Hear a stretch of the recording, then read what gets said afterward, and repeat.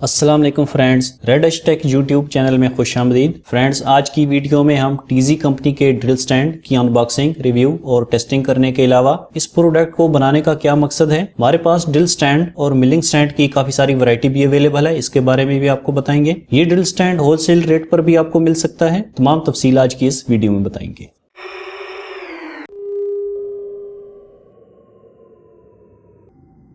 Welcome back friends. Engineering का काम DIY, hobby work, repairing, modification, machine making, tool making का काम करते हुए हमें पार्ट्स वर्क पीस में सीधे 90 डिग्री पर होल करने की जरूरत होती है। ये होल सुराख, थ्रू होल, आर पार या थोड़ी गहराई में हो सकते हैं। ये होल इस साइड और इस साइड दोनों साइड से देखने पर सीधे 90 डिग्री होने चाहिए हैं। ऐसे सीधे 90 डिग्री पर होल करने के लिए इस तरह की मशीन, जिनको मुख्तलिफ नामों ड्रिल प्रेस, वर्मा मशीन कहते हैं, का इस्तेमाल किया जाता है। ड्रिल प्रेस, वर्मा मशीन के बगैर ऐसे सीधे 90 डिग्री पर होल नहीं किए जा सकते हैं। अगर आप ड्रिल प्रेस, वर्मा मशीन के बगैर किसी भी पार्ट वर्क पीस में एट अ टाइम दोनों साइड्स पर सीधा 90 डिग्री पर होल करने की कोशिश करेंगे तो एक साइड से तो आप ड्रिल मशीन को 90 डिग्री पर सीधा अलाइन कर लेंगे, लेकिन एट अ टाइम दोनों साइड पर ड्रिल मशीन को सीधा 90 डिग्री पर अलाइन करना मुश्किल होता है, जिसकी वजह से पार्ट या वर्क पीस मुकम्मल तौर पर बेकार हो सकता है।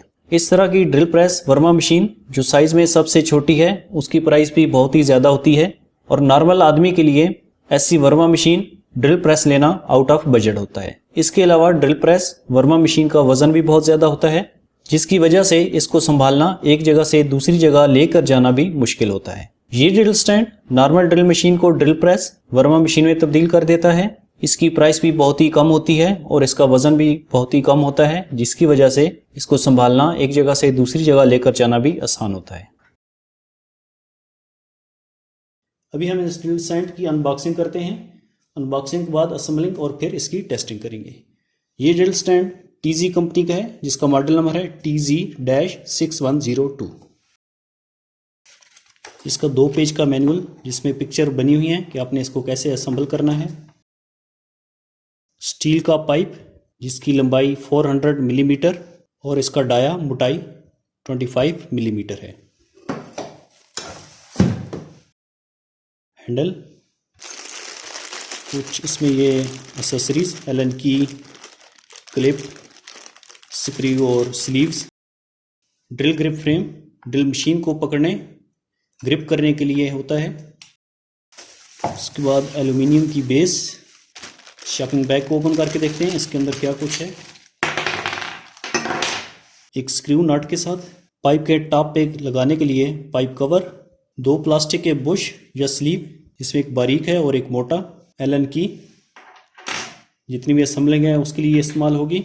और ये एक क्लिप प्लास्टिक का। फ्रेंड्स, जब भी आप ये ड्रिल स्टैंड खरीदेंगे तो उसमें ये नज़र आने वाली तमाम चीज़ें आपको मिलेंगी। इस प्रोडक्ट को घर बैठे ऑनलाइन खरीदने लेटेस्ट प्राइस के लिए हमारे ऑनलाइन स्टोर का लिंक डिस्क्रिप्शन में दिया गया है। ये प्रोडक्ट होलसेल रेट पर खरीदने के लिए डिस्क्रिप्शन में दिए गए नंबर पर व्हाट्सएप करें। होलसेल का रेट 5 या 5 से ज्यादा पीसेस पर है। व्हाट्सएप पर आपको रिप्लाई रात 8 से 9 बजे के दरमियान दिए जाएंगे। हमारे पास ड्रिल स्टैंड के अलावा मिलिंग स्टैंड की भी काफी सारी वैरायटी अवेलेबल है। हम आपके लिए इन ड्रिलिंग एंड मिलिंग स्टैंड की अनबॉक्सिंग और रिव्यू की बहुत जल्द 1 बाई 1 करके वीडियो ला रहे हैं।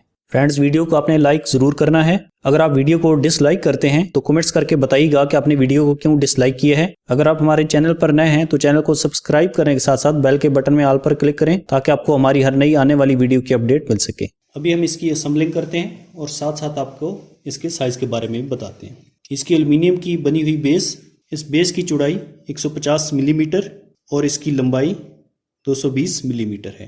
पार्ट या वर्क पीस को ग्रिप करने के लिए 4 स्लॉट्स, जिनमें आप वाइस, नॉर्मल ज़बान जिसे बांग कहते हैं, उसको भी पकड़ सकते हैं और क्लिप वगैरह भी नट बोल्ट के जरिए लगा सकते हैं। टेबल या ज़मीन पर फिक्स करने के लिए 2 इसमें होल दिए हुए हैं। आप स्क्रू या नट बोल्ट की मदद से इसको टेबल या ज़मीन पर फिक्स कर सकते हैं। इसमें यहाँ पर 2 स्क्रू हैं। कुछ स्पेक्स हम आपको इसके बॉक्स के ऊपर बनी हुई पिक्चर से बता देते हैं। इस ड्रिल स्टैंड की मुकम्मल हाइट 400 मिलीमीटर है। वर्किंग लेंथ, आप कितने मोटे पीस में और कितनी गहराई में सुराख कर सकते हैं, ये 60 मिलीमीटर है। 60 millimetre. Die grinder, pin grinder drill machine को ग्रिप करने के लिए इसकी क्लैंपिंग कैपेसिटी 38 mm से लेकर 43 mm तक है। آپ کسی بھی ڈرل مشین، ڈائی گرائنڈر، پن گرائنڈر، ہلکے وزن والی ہیلٹی ڈرل مشین، کارڈلیس ڈرل مشین جس کے کالر کا ڈایا یہ جو آپ کو پکچر میں نظر آ رہا ہے، یہ ڈایا یا موٹائی 43 mm سے زیادہ نہیں ہونی چاہیے۔ جس بھی ڈرل مشین کی یہ کالر کا ڈایا یا اس کے چک والا ڈایا بھی 43 mm سے زیادہ موٹا ہوگا، اس کا ڈایا زیادہ ہوگا، تو وہ ڈرل مشین اس میں گرپ نہیں ہو سکتی ہے۔ ان کا مقصد یہ ہوتا ہے کہ یہ ڈرل مشین اچھے طریقے سے اس فریم کے اندر گرپ ہو جائے اور لوز نہ رہے۔ ابھی ہم اس کی اسمبلی کرتے ہیں۔ یہ پلاسٹک کا کلپ، اس کے سکریو کو ایلن کی مدد سے لوز کر لینا ہے اور اس کو اس پائپ میں یہاں پر ہم لگا دیں گے۔ ڈرل کو گرپ کرنے کے لیے فریم، اس کے سکریو کو تھوڑا سا لوز کرنا ہوتا ہے، زیادہ اس کو لوز نہیں کرنا، نہ اس کو کھولنا ہے۔ اس فریم میں اس سکریو کو ہم مکمل طور پر کھول لیں گے۔ اس سکریو کو کھول کر ہینڈل کو یہاں پر لگانا ہے اور اس کے بعد اس سکریو کو لگا کر ٹائٹ کر دینا ہے۔ اس کے بعد یہ لوہے کی پتری سٹرپ یہ اندر والی سائڈ پر رہے گی اور ہینڈل ایسے باہر والی سائڈ پر آئے گا۔ سکریو کی مدد سے اس کو لگا دینا ہے اور سکریو کو اس طرح اندر سے باہر والی سائڈ پر لگانا ہے۔ اس ڈرل گرپ فریم کو اس راڈ کے اندر لگا دینا ہے۔ اگر ہینڈل کا یہ والا سکریو آپ نے ٹائٹ کر دیا ہے تو اس کو لوز کر لینا ہے، اس کو تھوڑا سا لوز کرنا ہے۔ یہ پائپ کا کور جس کو ادھر اوپر والی سائڈ پر لگا دینا ہے۔ اس راڈ کو اس فریم کے ساتھ بیس کے اندر لگا دینا ہے۔ بیس کے یہ والے دو سکریو ایلن کی مدد سے ٹائٹ کر دینے ہیں۔ ڈرل گرپ کے اس فریم میں ہینڈل کے سکریو کو آپ اچھے طریقے سے ٹائٹ کر دینا ہے۔ اسکیل کے پاس اس سکریو کو ایلن کی مدد سے لوز کر لینا ہے۔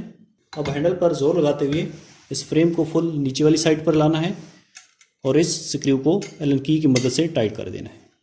ایلن کی کو لگانے کے لیے دو ہک یہاں پر اس سائڈ پر اور دو ہک اس سائڈ پر بنے ہوئے ہیں، جہاں پر آپ ایلن کی کو لگا سکتے ہیں۔ اس میں یہاں پر سکیل بھی بنا ہوا ہے کہ آپ نے کتنی ڈیپتھ گہرائی میں سوراخ کرنا ہے۔ یہ سکیل ملی میٹر میں ہے اور یہ والا یہاں پر پوائنٹر ہے جو آپ کو بتاتا ہے کہ اب آپ کتنے ڈیپتھ یا گہرائی میں یا نیچے چلے گئے ہیں۔ یہ فریم جس کے اندر ڈرل مشین کو گرپ کیا ہوتا ہے، اس کو آپ اس بیس کے علاوہ بھی کلاک وائز یا اینٹی کلاک وائز کسی اور ڈائریکشن میں بھی گھما کر کسی بھی جگہ پر کام کر سکتے ہیں۔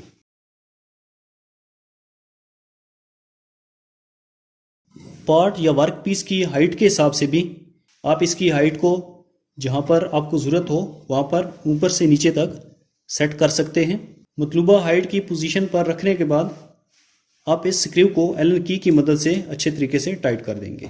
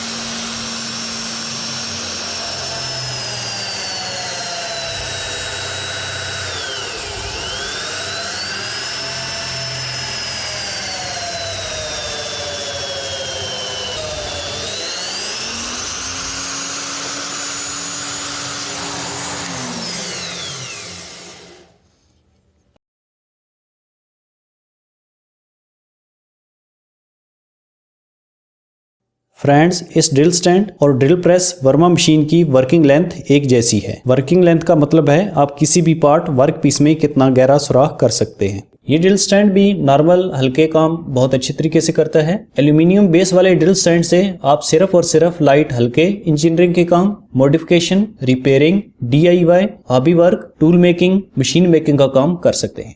उम्मीद करते हैं फ्रेंड्स आज की वीडियो आपको अच्छी लगी होगी। अगर आपका इस प्रोडक्ट के बारे में मजीद कोई क्वेश्चन हो तो उसके लिए आपने हमें कमेंट्स करना है। दोबारा मिलते हैं एक नई वीडियो के साथ, तब तक के लिए अल्लाह हाफिज़। Thanks for watching. अगर आप हमारे चैनल पे नए हैं तो चैनल को सब्सक्राइब करने के साथ साथ बेल आइकन पर भी क्लिक करें। वीडियो को लाइक करने के साथ साथ शेयर भी करें। वीडियो आपको कैसी लगी है या फिर आपका मज़ीद कोई क्वेश्चन है तो उसके लिए आप हमें कमेंट्स कर सकते हैं। मिलते हैं एक नेक्स्ट वीडियो में, तब तक के लिए अल्लाह हाफिज़। Thanks for watching.